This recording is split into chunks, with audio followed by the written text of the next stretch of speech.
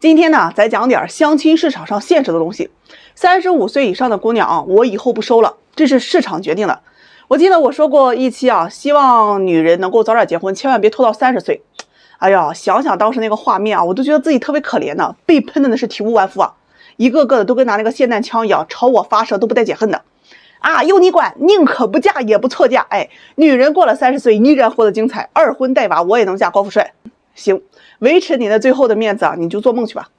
有一位大龄姑娘，今年是33岁啊。当年她很着急的来找我找对象啊，也就27、28岁，人条件挺好，在事业单位上班，有车有房，长得也挺漂亮。那个时候呢，还不到30岁啊，想认识她的男士呢也有不少。她说自己择偶要求不高，想找一个有眼缘，在事业单位上班的就行。这要求一听啊，像是那不算太高的，可后来介绍起来是这儿不行那儿不行啊。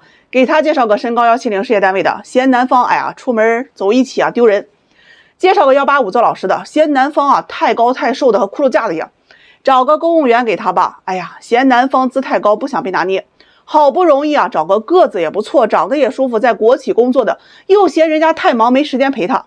好了啊，折腾了好几年，介绍了不下20、30位，不是他看不上别人，就是别人看不上他呀。今年折腾到33岁了，和我说后悔了。现在呀，不管谁，只要条件差不多就嫁了，想闪婚。这女人一旦过了30岁开始啊，相亲对象的质量确实是明显下滑一个档，一位不如一位。她还反问我啊，为什么我这边的资源越来越差了？姐们儿，你是心里真的没数吗？啊，和你同龄差不多这类男人，人家都结婚了吧？那剩下那些屈指可数优秀的，都嫌你过了30了，人家还想找年轻的来。本来资源就不多，一堆女人还跟你抢，你还各种嫌。她说我这不是年龄大了，越来越不甘心嘛，也不想将就的找个差的吧。嘴上告诉我没有什么要求，哎，只要人好就行。结果呀，就想捡漏那1万度近视的高富帅，退而求其次，也要高富帅占2项以上。哎呀，刺激的我是血压是上蹿下跳的。有时候啊，难得遇到个合适的，让他来看看，不是今儿没空就是明儿没空的，让他给气死了啊！错过了又是各种的后悔。哎呀，想吃回头草，人娃都给造出来了，你说那话有啥意义呢？我说咱要是没合适的，那就看看离婚的吧，离婚有不少条件好的。他坚决反对啊，生气啊，说我未婚怎么可能要嫁给离异？行吧，那就再等等看看。前段时间啊，他家谁亲戚啊，就有一个比他小9岁的表妹结婚了，完了崩溃了，焦虑了啊！哎呀，害怕自己嫁不出去，觉得自卑丢人，和我说闪婚，条件好就行，不挑了啊！好不容易给他介绍了一个同龄的170左右，国企管理岗硕士学历啊，男方条件很好，就是胖点。这俩人呢也谈上了，没出1个月呀，又拉倒的，这给我气的，真的恨铁不成钢的那种感觉。嫌男方处处不主动，哎呀，啥都得让他来做，吵架呀都不愿意哄他，听得我呀，他不哄你不会哄他吗？很生气的对我说，那不成，哄是男人的事儿。行了，我也给怼的是哑口无言，无话可说了。我现在呀，只要是一看他给我打电话，哎呀，我那个魂儿在跑一个。不是我制造焦虑啊，姊妹们啊，你们听我一句劝，女人一旦过了30岁，你会发现你自己的资源会越来越差。当然呢，男人也不咋地，只不过相对来说啊，女人过了30岁，这外貌体态变化就会很明显，生育价值也会相对贬值，这是市场决定的。你见市场上谁不想买早晨的白菜啊，又鲜又嫩的，那晚上的白菜你要搞个特价的，瞧你的还都是一堆老娘们儿。你优秀不假，你赚的多也不假。我也承认啊，太多的大龄剩女啊，拎出来都要比那些好多男人强。可这个市场呀，你要比的不是你的经济价值，而是性价值和情绪价值，这才是你的牌面。就是说你年轻漂亮有活力，性格好，对吧？你要是年龄大点啊，咱有点女人味儿，温柔点，赚的钱帮男人分担点压力也行吧。啥玩意儿都不愿意给，整个我的就是我的，你的也是我的，回家呀还得被你压迫着。这日子除非是脑子抽了风的，极度爱你的人才愿意和你这样。女人最重要的是你的年龄啊，不要因为忙，因为想赚钱，因为想工作而耽误自己。聪明的女人啊，人早就从年轻开始下手了，主动扩大一下异性圈子。你不找啊，耽误的是你自己。后面别嫌年龄大了，找不到就行。你要是找到条件不错的啊，千万别作别闹，好好珍惜啊，早点结婚。错过了你哭啊，你都没地儿了。作为一个久经婚恋沙场啊，近10年看惯了男女那点事的老阿姨啊，今天就给那些还处在花骨朵阶段的未婚男士们一点啊择偶建议。你到底要找什么样的人结婚啊？当然你要觉得我说的是屁话啊，那你就赶紧绕道走，哎，要不然我得让王八撵你。这结婚和谈恋爱完全是2回事情。有的老爷们来找对象也真是有意思啊，哎呀，我就要漂亮的身材好的，拜托咱能不那么俗好不好？你选人结婚呀，那是要过30、50年的，好看呢是最不值钱的东西，相貌只会是一件加速贬值的物资。你要多看看内在品质。结婚呢，你一定要找一个让你相处舒服的，能够给你提供情绪价值、尊重你人格的女人。如果有先后顺序的，那一定是三观、能力、家庭以及这个教养，最后才是颜值。给大家几个建议啊。这第一，消费观很重要。跟一个女人谈恋爱，你一定要搞清楚她的消费观念以及消费习惯，有没有存到钱以及平时是怎样去处理钱财的。我见过好多个小姑娘那家伙真的手里这信用卡10多张的都有，自带 POS 机刷卡刀卡，你说吓不吓人？第二个呢，一定要看一下对方的原生家庭看看他母亲的这个作风和素养。如果他的母亲给你的观感不太好，那就不要去。看看岳父的这个生活状态，你就能知道自己下半辈子会是什么样子。第三呢，最好是做婚检，再出个无犯罪证明和征信报告，这个很重要。你不仅要自己找老婆，你更是要给父母找儿媳，给孩子找母亲吧。这几项任何一个不合格都不要结婚的。第四呢，就是结婚前给女人花钱这事儿，你要知道什么是双向付出，不要找那种谈恋爱一毛不拔，主打的就是一个陪伴的女人。真心想跟你在一起的女人，她会懂得付出的。想想就觉得有些哥们儿那是真的不容易那是天的呀，好吃好喝的伺候着，礼物呢嫌破，转账嫌少的，这钱扔在马路边给要饭的，那最起码还能回一句好话，一句谢谢呢。第五如果你家庭条件不错，那就不要找家境条件差的，也不要跟家境条件差的谈恋爱。不要抱着我喜欢他就可以，我不在乎家庭条件，千万别有这种想法门当户对这事儿没毛病。你呢也不是救世主，管好你自己就行了。这第六，如果不是那种爱到非你不娶了，一定要看对方的身体健康。你想想，这结婚30-50年，这遗传病、精神病、传染病、性病等等方面，别跟我说什么现在科技进步了等等，一旦出现严重的健康问题，基本就是个无底洞。如果后代再有问题的，那你的婚姻家庭幸福基本都无从谈起了。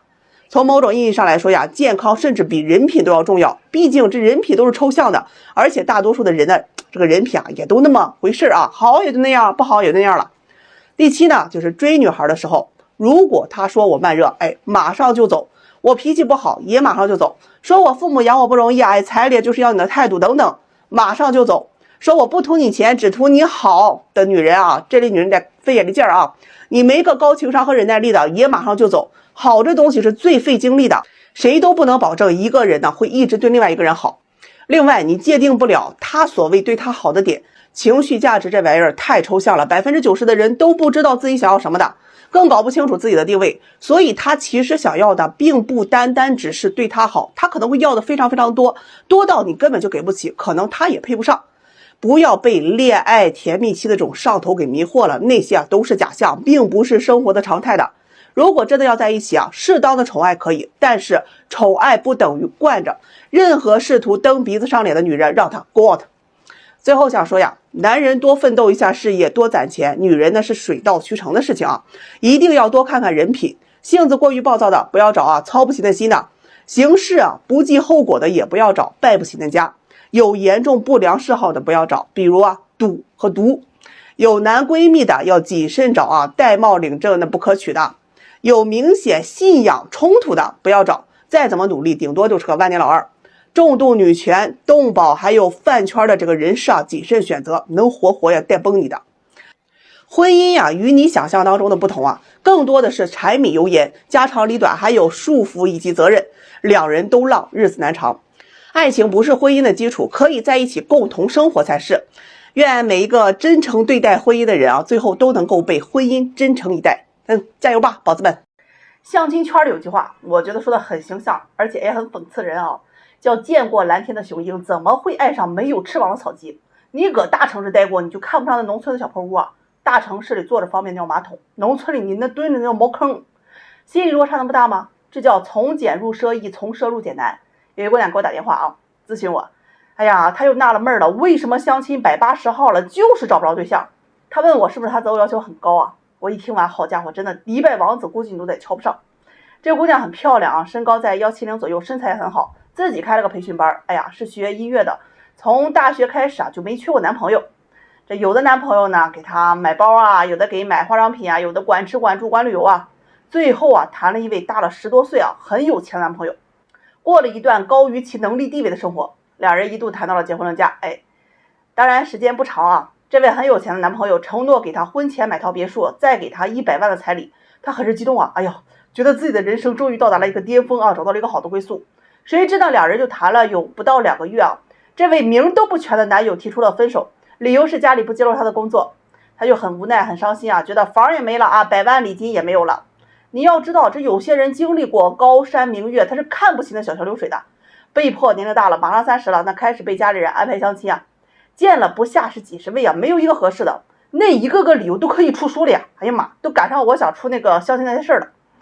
有的呢长得是跟李逵一样5大3粗，一点都不阳光；有的个子太矮，生个孩子他都得操心孩子基因不好；有的呢对他太抠啊，吃个饭都得点个盒饭的；有的不是自己条件差呢，就是那爹妈穷的。难得自己喜欢那么1、2个，不是嫌他年龄大，就是觉得他性格高傲不主动。反正这一年相的是没有一个合适的呀。我问他你到底想找什么样的啊？他说要对他好的，条件好的。我问他什么才算是条件好的？他说起码是有车有房没有贷款，存款得有个7、8位数吧。我一听姐们儿，现在多少人拿着几千块钱的工资，怎么可能会存下那么多钱呀？他说我前任多么的有钱呀，还要给我买房啊，彩礼要给我定了100万了。我要这种条件的。听得我反问这个姑娘，那最后为什么人家没娶你呢？她就有些结巴，这个，那他是爱我的，只是家里不同意。听完姐妹儿，真的，你这个自我安慰、自我洗脑也不是这么个事儿啊。她说我怎么自我安慰了？他就是爱我的呀，不然怎么愿意出那么多的彩礼？我们还一起去看房子嘞。大家来听听啊，这就是为什么海王就那么招女人喜欢因为会画饼啊。我是真无奈啊，姐妹儿，你是一点都看不清楚问题的本质在哪里。有钱人谈恋爱往往先看重的是他们的短期特质，比如说年轻貌美一推倒，对吧？可这个特质呢，多数人都会随着年龄的增长以指数级的速度消失的。也就是说呢，有人找你谈恋爱，刚开始可能会喜欢你的肉体，在一起之后他会喜欢你的性格，之后呢他会喜欢你的才华，再之后会喜欢你的灵魂。如果你只能提供肉体上的满足的话，那只能是短则关系，结婚娶不娶你那是要看长期特质的，一定是要看你的性格、人品、修养以及能力，还有你的家庭背景等等，因为那是一辈子的事儿。也就是说呀，倘若你依然没有具备那些让他可以长择你的特质，你依然找不到的。这就是大龄剩男剩女为什么越来越多的原因。你眼里的择偶要求是远高于实际你的特质的，眼里就光剩野屎了。这姑娘听完呢，起初表示不服啊，最后也被我说的是服服帖帖的。我倒不是看不起她，而是见识层面的东西总不能我跟你说公司人事管理的培养方式，你回答我3姑6婆谁家生孩子，这真的是有点沟通不来啊。尤其是奉劝那些曾经谈过很多优秀男人的姑娘和谈过那些漂亮优秀女人的男人，把过去都放一放吧看看自己现在还能不能配得上。你到底是见过蓝天的雄鹰呢，还是扑棱蛾子的家雀，对吧？人总是要有点自知之明，大白天总做梦，那不干活吗？